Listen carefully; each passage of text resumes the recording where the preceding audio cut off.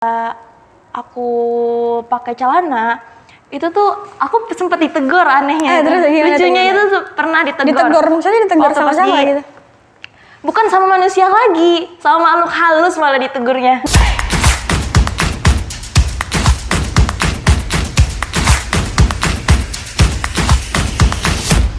Assalamualaikum warahmatullahi wabarakatuh. Halo pemirsa, kembali bersama saya Atika Purianti di acara It's Bintitan, Bincang Talk Show Seru-seruan. Perkenalkan, nama saya Atika Purianti, biasa dipanggil Tikpur.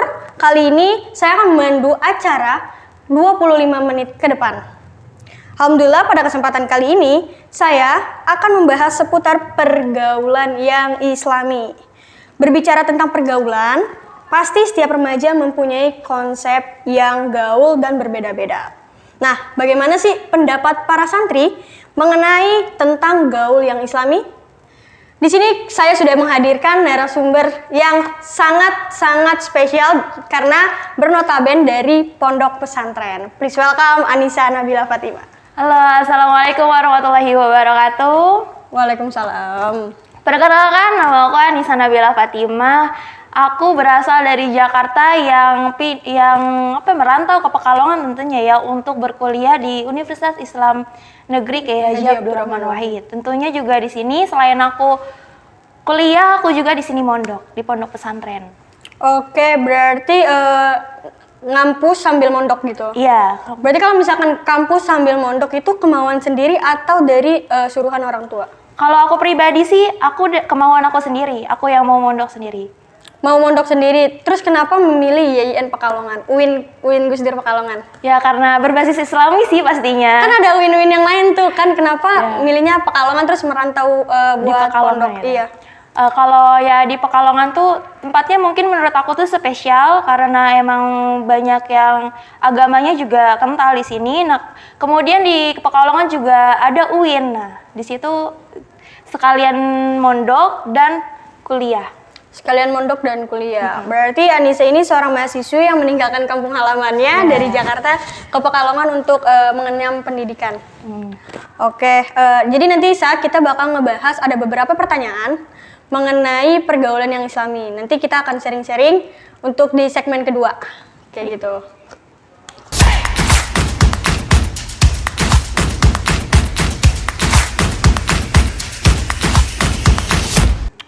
Oke, tadi kan ada beberapa pertanyaan ya. Aku mau nanya beberapa pertanyaan sama Anissa. Kalau misalkan dari Jakarta ke Pekalongan itu ngalamin gak sih yang namanya culture shock? Wah, pastinya sangat mengalami dong. Apalagi setiap orang rantau pasti itu akan mengalami yang namanya culture shock. Terutama aku sendiri. Aku mengalami culture shock itu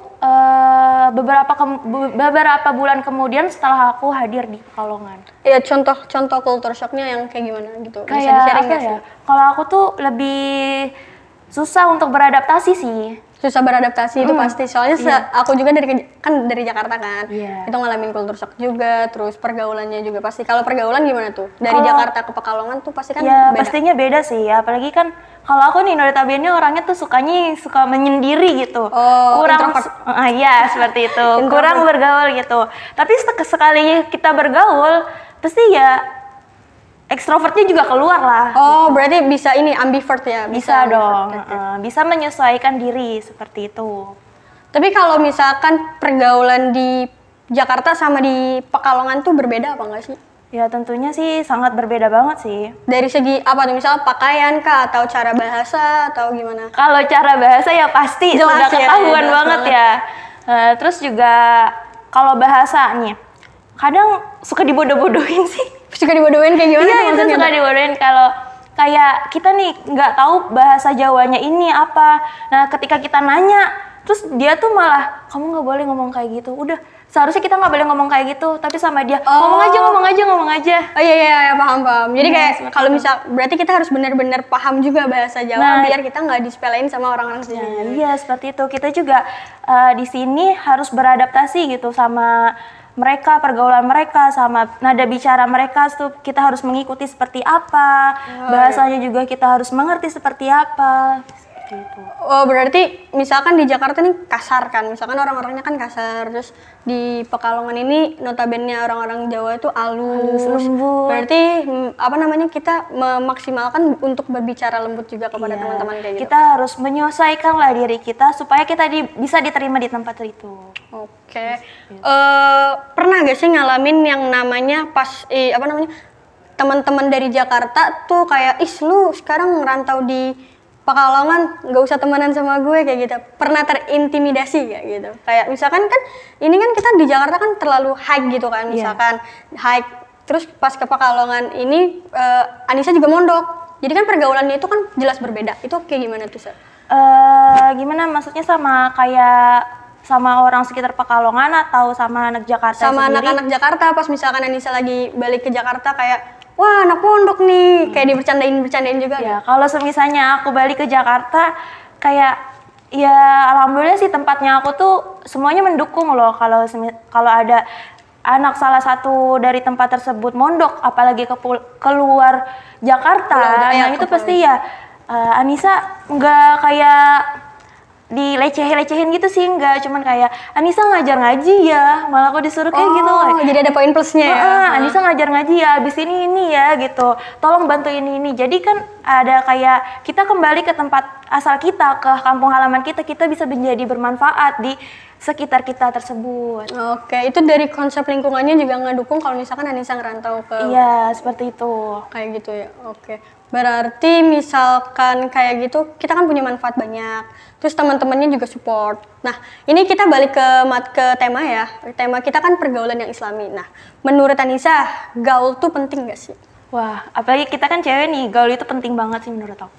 Nah, pentingnya itu kenapa gitu?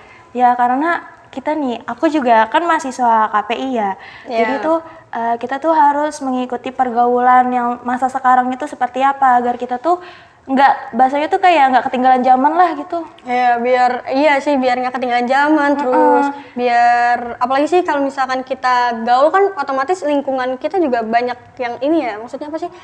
Ya gitu deh, pokoknya banyak kan pasti kan? Iya benar gitu. Nah, berarti gaul itu penting. Penting banget sebenarnya. Nah, pergaulan di kampus sekarang sama di Jakarta pasti beda kan? Oh beda banget. Menurut Anissa, di kampus ini pergaulannya tuh kayak gimana? Ya kalau menurut aku sih pergaulannya nih lebih mencondong kemana nih? Ke gaya atau ke pertemanan atau seperti apa? Oke, kita bahas dua-duanya, tapi yang pertama itu dari pergaulan mengenai teman-temannya dulu. Oh iya. Dari gaya bahasa, dari semua-muanya yang lingkupnya umum. Kayak gimana tuh, Sa? Kalau segi pergaulan yang luas, mungkin kayak dari bahasanya ya.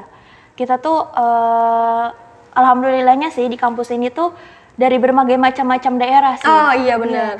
Ada yang misalnya nih dari kota ke Kabupaten. kabupaten, itu bahasanya aja udah beda. Udah beda ya, udah jelas beda. Jadi itu kita semua tuh meskipun dari berbagai macam tempat, bahasanya juga berbeda-beda, tapi kita semua tuh bisa menerima dan mempelajarinya dengan baik. Jadi kita bisa tahu, oh ini logatnya logat mana. Oh iya, kan kalau misalkan Anissa pasti ngomongnya lo gue gak sih? Gue iya, kalau orang Jakarta kan biasanya lo gue. Terus ada juga kan ada teman-teman yang dari Jambi, ada dari beberapa organisasi daerah lain, itu kan pasti berbeda-beda ya. Iya. Nah itu pasti apa namanya, pergaulan itu sangat-sangat beda banget kan. Dari segi bahasa, dari segi bicara, terus kalau misalkan dari segi pakaian, pergaulan Anissa tuh lebih prepare yang mana gitu? Kalau pakaian sih ya sebenarnya sih nggak jauh beda sih antara Jakarta sama sini. Iya. Karena ya di mahasiswa Pekalongan ini juga bisa mengikuti tren-tren yang ada saat ini. Fashionable-nya juga bisa terlihat, gayanya juga bisa terlihat. Seperti itu ya, sudah bisa mengikuti zaman sih. Iya, pasti juga kan di Shopee kan udah banyak banget kan. Nah, iya, yang di toko oren itu yang spill dong. Pasti jadi gayanya tuh sama kan cara berpakaiannya. Nggak jauh beda lah dari Jakarta sama yang di sini. Nah, itu pergaulan di Jakarta sama di Pekalongan nggak jauh beda ya berarti? Iya, nggak jauh beda. Oke. Ini nggak jauh beda nih, berarti bisa disamakan Pekalongan nggak ketinggalan zaman. Nah, iya nggak ketinggalan Menurut zaman fashion, sebenarnya. ya kan? Kalau misalkan gaul yang Islam tuh kayak gimana tuh, Sa? Ini kan gaul semuanya kan udah pasti punya fashion yang berbeda-beda. Terus kalau sekarang gaul yang Islam itu yang kayak gimana, Sa?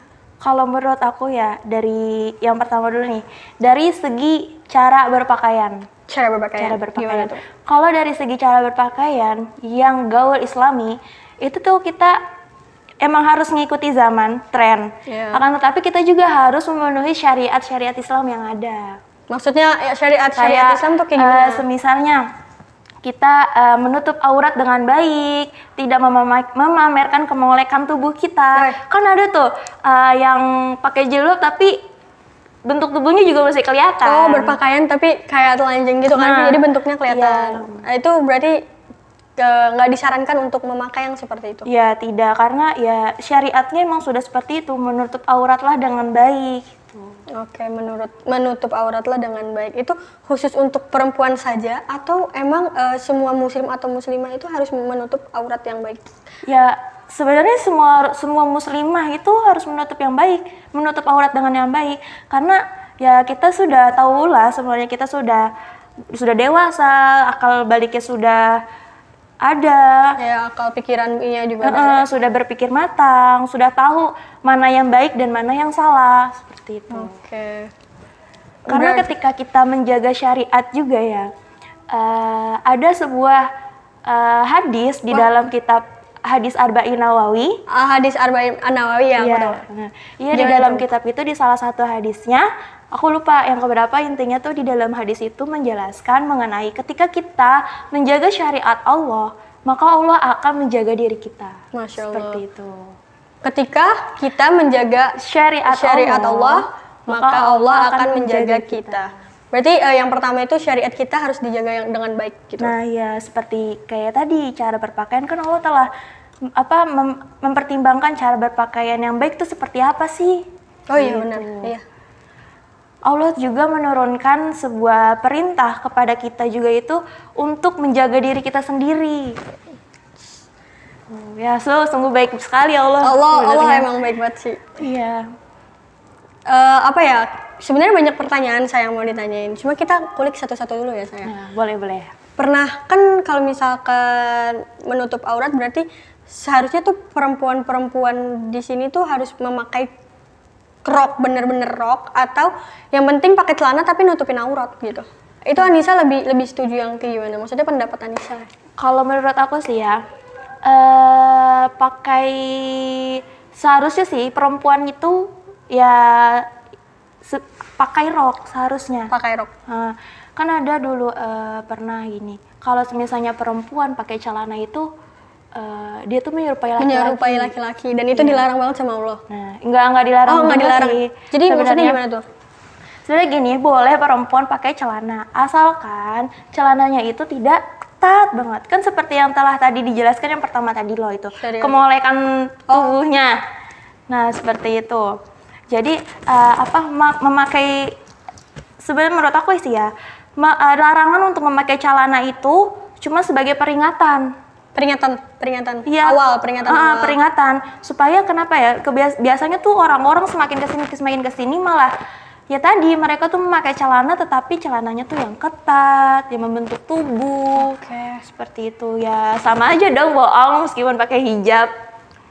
Ya berarti disarankan lebih baik perempuan-perempuan sekarang tuh memakai rok atau enggak celana yang benar-benar menutupi aurat, bukan yang menonjolkan bentuk tubuhnya. Karena kan zaman sekarang juga banyak banget kan pelecehan karena yang disalahkan pakaian gitu iya, kan. itu. Iya, itu sebenarnya parah banget sih. Berarti Anissa dari kapan nih mulai make rok? Kalau boleh tahu. Karena notabene aku dari dulu santri. Oh, dari dulu udah santri. Iya, Dari kapan tuh? Dari dulunya tuh dulu kapan? dari SMP kelas 1 sih. SMP kelas 1. Ya. SMA juga. Kelas 7 ya, kelas 7. Iya, kelas 7. Di Jakarta tapi? Dulu aku kalau mondok tuh di Tangerang. Oh, mondok Di Jakarta. juga. Iya, mondok Oh, berarti juga. nggak pas baru kampus doang mondok. Iya, Berarti enggak, dari enggak. sebelum-sebelumnya udah mondok. Di Tangerang mondok kelas 8, kelas 7. 7. Lanjut SMA juga. SMA-nya juga lanjut, terus ya emang karena udah betah banget lah gitu, udah nyaman banget jadi santri, tinggalnya di pondok. Nah makanya ketika kesini juga ikut mondok lagi. Oh, berarti nggak ngekos ya, Ya, milihnya enggak. mondok. Berarti dari SMP udah pakai rok. Iya, sudah. Tapi ganti-ganti pakai celana apa Iya. full rok gitu? Ya enggak juga sih, tapi kalau misalnya lagi liburan atau seperti apa gitu di rumah, ya kita itu kadang-kadang sih aku pakai celana, tapi celananya tuh kayak celana itu loh, celana bahan yang gombrong-gombrong kulot. Nah, iya kulot, seperti itu. kulot yang besar-besar itu tapi Iya. Cuman ya kalau misalnya semenjak di Pekalongan itu aku awal-awal aku pernah pakai celana. Terus? Semenjak di Pekalongan awal-awal ketika aku pakai celana itu tuh aku sempat ditegur anehnya. Terus gimana Lucunya tuh? itu pernah ditegur. ditegur maksudnya ditegur Waktu pas sama-sama di- gitu. Bukan sama manusia lagi, sama makhluk halus malah ditegurnya. Masya Allah. Seriusan? Serius bener, ini kisah nyata sih di pondok. Oke, bisa kita dengerin baik-baik. Berarti Anissa pernah pakai celana, Iya pernah. terus ditegur. Nah, izinin dengerin cerita Anissa. Nah iya. Kayak menarik banget sih. Ya waktu itu kan aku ya biasalah kayak kuliah pulang pergi kayak misalnya dari pondok tuh aku pakai celana, pakai rok, terus nanti di tengah jalan buka terus ke kampus pakai celana kayak gitu. Iya Terus pasti sering banget. ya biar nggak ketahuan lah sama pengurus atau sama Bu Nyai atau Abah Yai. Heeh. Ketika itu acara kejadian itu kejadian itu pada malam Jumat. Malam Jumat. Nah itu tiba-tiba setelah kita ada acara di Baan, Maksud di Baan tuh apa? Di Baan tuh kayak baca rawi. Oh, baca rawi, Nah, kayak ya, hadrohan hadroh. kayak gitu. Nah di situ salah satu santri itu ada yang kemasukan. Santri? Salah satu santri. Tapi lagi itu. selesai acara selesai. itu, selesai acara itu kan ya biasalah kan malam Jumat kan libur HP. Nah senggang lah gitu istirahat.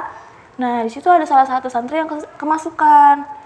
Nah, entah ya aku ya nggak, saat ada santri yang kemasukan itu kan nggak boleh gerumbur rame-rame gitu Iya kan. jelas, karena kan juga gerah juga. Iya, pengap gitu, dia harus butuh udara yang banyak.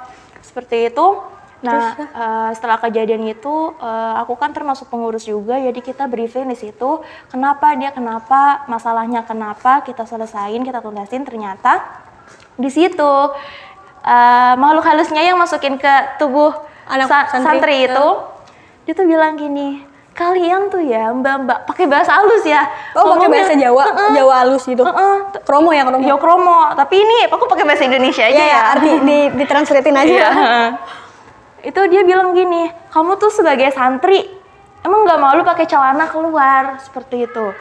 Padahal kamu tuh statusnya santri loh, masa iya sebagai santri yang anggun, yang menutupi tubuhnya, menutupi auratnya, yang menjaga tubuhnya, masa ketika dia keluar pondok atau misalnya lagi acara ke kampus, dia tuh pakai celana, seharusnya tidak seperti itu, dia bilang. Bilang kayak gitu makhluknya. Iya, dia bilang kayak gitu. Terus Iya, Anissa respon Anissa tuh gimana? Ya kita juga semua kaget di situ. Kan di situ kan pengurus ngumpul. Di situ tuh pengurus pada kaget. Wah, iya sih, bener juga sih, kita sebagai santri masa iya sih kita pakai celana, kayak nggak mencerminkan sebagai santri loh gitu. Seharusnya kita mencerminkan kita kemana-mana karena kita membawa nama baik dan alma mater nama pondok tersebut gitu. Ya Allah. Bukan ya mungkin sebagai teguran. Itu kali teguran, ya. tapi Iya. maksudnya itu makhluk halus yang benar-benar makhluk halus baik berarti ya? Ya kemungkinan tuh dia tuh penjaga pondok situ. Oh, penjaga pondok. Iya, penjaga. Biasanya kan kalau makhluk halus yang ada di pondok, yang menjaga di pondok itu nggak selalu jahat, Mbak. Dia tuh kadang ada baiknya, kadang ketika kita begadang, ketika kita bandel, kita ditegur atau kita tegurnya itu sebagai kayak contohnya tuh kayak ditampakin atau Pernah ditampakin juga kalau di pondok tuh juga ada tampak-tampak kayak iya ada kayak gitu. Dikasih baru lihat tahu, gitu. kirain kayak di pondok tuh aman-aman aja, tapi itu berarti nguji nyali juga kan? Iya, nguji nyali juga. Ya nggak apa ya, jin itu namanya jin. Kalau jin tuh ada jin yang ikut ngaji juga. Oh iya benar. Kadang meskipun kita nggak melihat keberadaan mereka, kadang juga dia juga ikut ngaji ketika kita mengaji seperti itu. Oh iya. Ada juga kayak gitu. Berarti Anissa pernah ditampakin? Alhamdulillah sih selama ini nggak pernah. Tapi berarti cuma kena teguran karena pakai celana? Nah iya itu sama ini. Aku pernah dapat teguran pakai celana sama ketika aku teriak-teriak.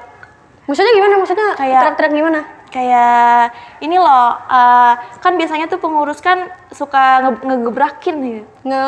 Kayak ayo dong cepetan, Nah ya adik-adik keluar cepetan. gitu, Ya, gitu. Ayo mbak cepetan berangkat ngaji, sholat ayo mbak gitu. Oh, iya. Kayak gitu Terus? kan. Ya aku kan maksudnya tuh sebagai tugas aku kan untuk keluar Iya, seperti itu emang kan ya. tugas. Nah acara kejadian yang tadi itu sehari sebelumnya itu aku teriak-teriak. Seperti itu. jadi gini, maksudnya pertama kali itu kamu kan emang biasa sering teriak-teriakan. Nah, iya. Terus sering ke kampus pakai celana. Terus pas ada acara itu yang kita perawi, ada teman Anissa yang kemasukan. Terus Nah ditegur lah. Ditegur lewat Iya, mereka. Lewat mereka. Ditegurnya ya nggak satu dua ya, kayak permasalahan kita semuanya dituntasin abis loh sama mereka. Aduh. Berarti emang benar-benar ditegur buat pembelajaran ke depan. Iya, supaya ya apa ya, mungkin nggak cuman orang doang yang bisa menegur, tapi keberadaan makhluk lain juga bisa menegur kita. Iya sih benar. Itu tapi jin baik berarti. Ya itu jin baik ah. Ya kan dia mengajak kita berbuat baik. Iya tapi kan takut aja gitu Sa. Iya kan. Anissa pas kayak gitu, maksudnya pas kayak gitu langsung kayak wah gue banget nih gitu. Gue salah nih. Iya sih, pasti ngerasa bersalah banget kayak gitu. Kayak ya Allah kemarin tuh aku teriak-teriak, kemarinnya tuh aku habis pergi acara kampus pakai celana, aku bersalah banget. Iya sih bener apa kata dia, ketika aku melakukan kesalahan itu aku nggak mencerminkan sebagai diri aku tuh sebagai santri gitu. Seharusnya aku tuh bangga keluar maksudnya tuh kayak pergi ke kampus atau acara-acara membawa nama alma mater pondok itu, seharusnya aku bangga gitu. Tidak mau nutup-nutupi seperti itu seharusnya. Iya, berarti sampai sekarang jadi memutuskan untuk memakai rok. Rok. Jadi tetap gaul tapi bersyariat Islam, berpedoman pada syariat Islam. Nah, iya seperti itu.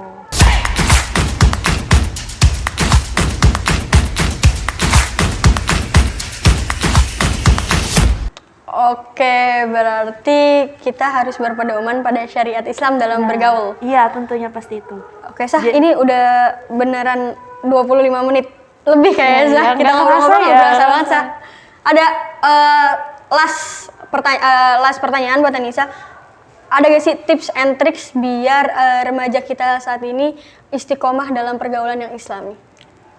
Kalau tips dan trik untuk istiqomah, istiqomah tuh susah banget sih benar. Makanya kita membutuhkan tips and tricks. Yang pertama tuh ya kita harus dibutuhin yang namanya tuh sabar.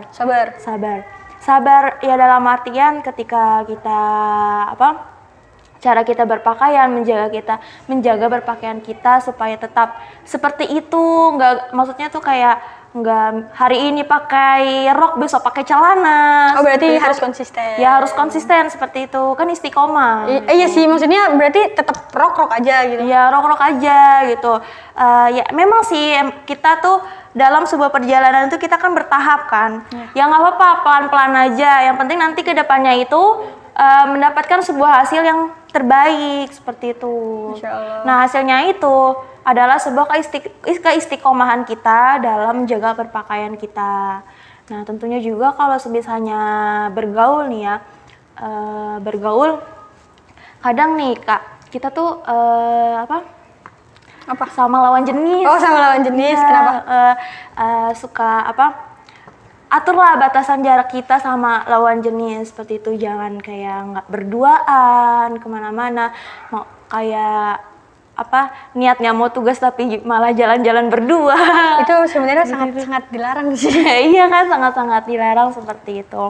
Nah intinya sih yang penting tuh sabar sih Kak dalam menghadapi segala ujian-ujian nih seperti itu. Iya sabar kan juga ada batasannya. Maksudnya ada pembagiannya, sabar dalam apa, sabar dalam apa gitu kan.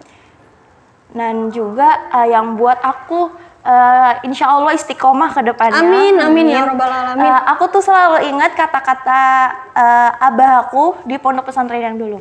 Apa tuh? Closing statement nih. Closing statement. Oke, boleh. Istiqomah itu lebih baik daripada 1000 karomah. Istiqomah itu lebih baik daripada 1000 karomah. Iya. And itu dari abah? Dari abah Muhammad Kiai Haji ulil absor. Masya Allah. Pondok aku yang dulu. Oke, kayaknya cukup sampai sini aja pembahasan kita. Next kita di It's Bintitan episode selanjutnya. Itulah penjelasan mengenai gaul yang islami. Saya Tika Purianti, pamit undur diri. Assalamualaikum warahmatullahi wabarakatuh.